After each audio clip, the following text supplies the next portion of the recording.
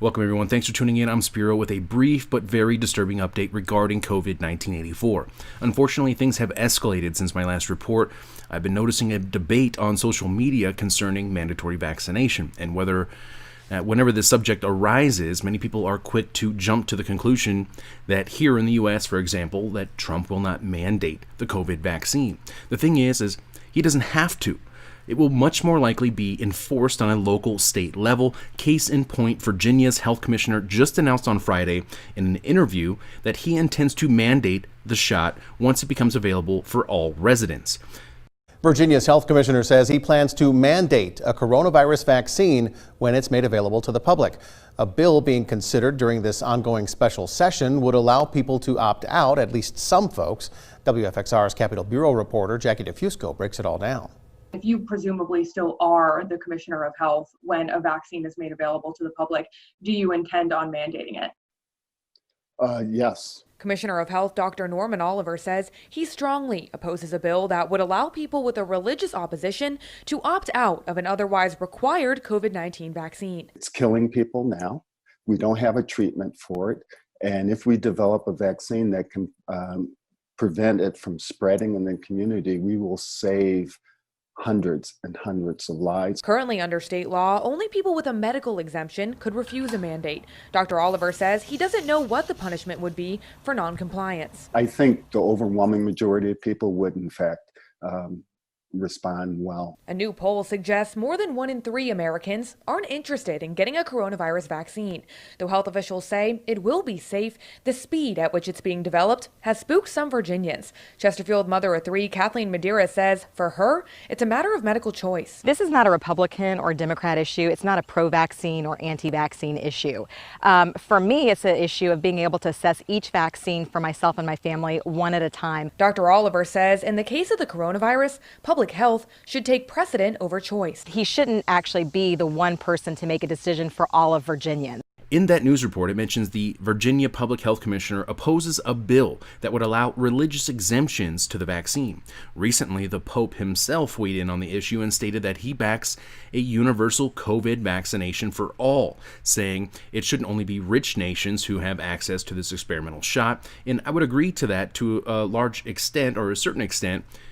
For example, if people want to have access to the vaccine, okay, then they should have access to it regardless of where they live. But I believe that people should not be forced. And in my view, the Pope weighing in on this is a move that is meant to reinforce the elimination of the religious exemption, to make it even more difficult to legally refuse the vaccination. Although some church leaders have urged Catholics to reject the COVID vaccine, the ones that are developed using cell lines from aborted fetal tissues from aborted babies. Now, in the previously mentioned local news report, the health commissioner stated that he wasn't sure what the penalties would be for those who refused the mandated shot. But in Nashville, Tennessee, a city councilwoman recommended attempted murder charges for those who refused to wear a mask. In Greece, strict penalties for those who violate the penal provisions for the spread of infectious diseases are now being enforced, and violators could spend up to life in prison for the most extreme circumstances relating to violations of the coronavirus quarantine. In Australia, police raided a man's home and removed him from his family by force and forced him into quarantine because he refused to take a COVID blood test at a checkpoint. Do you see how quickly this is escalating? Attempted murder charges, life in prison, and police forcibly removing people from their homes. And the vaccine isn't even here yet. All of this for a virus with a 99+% survival rate. A virus that a renowned European scientist claims was engineered in a Chinese lab. He also stated that that an effective vaccine was unlikely. And this is according to Italian professor Giuseppe Trito, who is no conspiracy theorist. He is internationally renowned and respected expert in biotechnology and nanotechnology. He is also the president of the World Academy of Biomedical Sciences and Technologies, which is an institution that was founded under UNESCO. He said the exact same thing that Professor Francis Boyle said 3 separate times when I had him on my show. that the virus was genetically engineered. Both of those experts believe that the virus leaked from the level 4 bioweapons lab in Wuhan, China. It has come out since then that the U.S. was funding this research there in Wuhan, China, previously funding it at the University of North Carolina. Then a moratorium was placed on that research, so then they moved the program to Wuhan, China. This is on record. Dr. Tony Fauci's agency under President Obama was funding this research. Now they're blaming, are justifying the lockdowns due to this outbreak. Now, I personally think that it may have been released intentionally. For those of you who believe that there is a virus, at the World Military Games in Wuhan, China in October late last year. Now, the reason I believe this should be investigated further is because of the timing, the same day that Event 201 took place, and the location. Wuhan, China, which is widely, we're told is ground zero of this outbreak. Not to mention that many of the athletes who participated in the games in Wuhan, China got very ill upon returning home. And also because of the pre-packaged agenda that is attached to this crisis that we are seeing roll out very quickly. It takes years to develop the infrastructure to support, for example, central bank digital currencies, the cashless society that is being rolled out right now, not to mention the biometric IDs and the biometric passports, etc.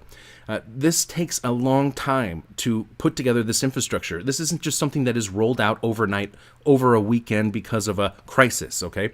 Now, here is an example of the problem, reaction, solution Hegelian dialectic taking place right now, like, for example, the controlled demolition of global social and economic systems to then roll out this cashless society, and transhumanism, and global governance, which is all included under the World Economic Forum's Great Reset and Fourth Industrial Revolution and attached to the United Nations Agenda 21. And I will remind you all right now that the World Economic Forum and the United Nations, not to mention the Bill and Melinda Gates Foundation, the CDC from the US and China, vaccine manufacturers, the media, central banks, these were all the players that participated in Event 201 that took place the exact same day that the World Military Games took place in the opening ceremonies there in Wuhan, China, where 110 different nations all participated, nearly 10,000 military athletes, and this does not include the support personnel that would have accompanied these kind of delegations.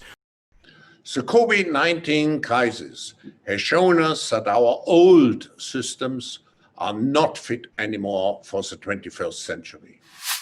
Now is the historical moment, the time, not only to fight severe virus, but to shape the system for the need for the post-corona era. The Great Reset is a welcome recognition that this human tragedy must be a wake-up call. As you rightly say, it is imperative that we reimagine, rebuild, redesign, reinvigorate, and rebalance our world. These are unprecedented times. Every person on the planet has been impacted by the coronavirus pandemic. Our world came to a standstill, and it became clear that we did not have the answer or the mechanisms to address such an unprecedented global threat. We have a golden opportunity to seize something good from this crisis.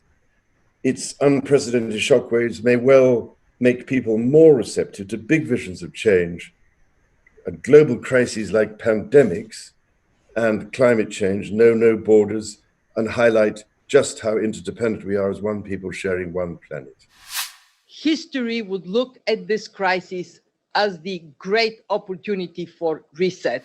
Secondly, we know the digital economy is the big winner of this crisis. We have a choice to remain passive, which would lead to the amplification of many of the trends we see today. Polarization, nationalism, racism, ultimately increased social unrest and conflicts. But we have another choice. We can build a new social contract, particularly integrating the next generation. We can change our behavior to be in harmony with nature again.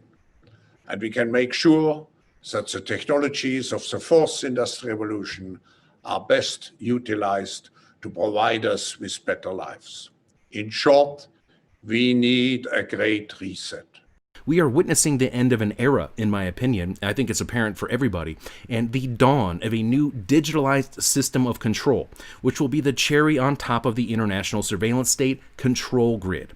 People often ask, well, if this is a bioweapon, then why is the survival rate so high? Well, as you can see, they clearly didn't need to kill millions in order to control billions. Look at 9/11. 3,000 people died, and it forever changed the world, thanks to a well-organized and weaponized fear campaign driven by the sold-out media. Of course, millions have died in the wake of 9/11 and the perpetual wars that remain until this day. And yes, depopulation is the endgame goal. These social engineers are eugenicists at their core, and I'm concerned that a more deadly virus may be intentionally released as we approach what could potentially be the perfect storm as the vaccine arrives, as the U.S. presidential selections take place, as we enter flu season, to reinforce that fear and justify the vaccine mandates. We've heard Bill Gates warn of pandemic 2 and all of this second wave narrative that has been swirling and being propagandized for months. And yes, the last part of this report is mainly my analysis, but it's based on history. It's based on facts. It's based on what we are seeing take place. And putting together the pieces of the puzzle is certainly necessary right now because it certainly appears that we are following a script. Feel free to chime in with your thoughts below. We all need to analyze what is taking place right now because the window of opportunity to prepare and resist is closing. The amount of tyranny we will live under is the exact amount we will accept and put up with and tolerate. We must resist COVID-1984 like our life depends on it because there is a good chance that it does. I'm Spiro. Stay tuned for more. Be sure to follow me on BitChute, Twitter, Parler, all of those because this channel may not be around much longer, and you can always find my work at activistpost.com. Thanks for watching. Be sure to share this.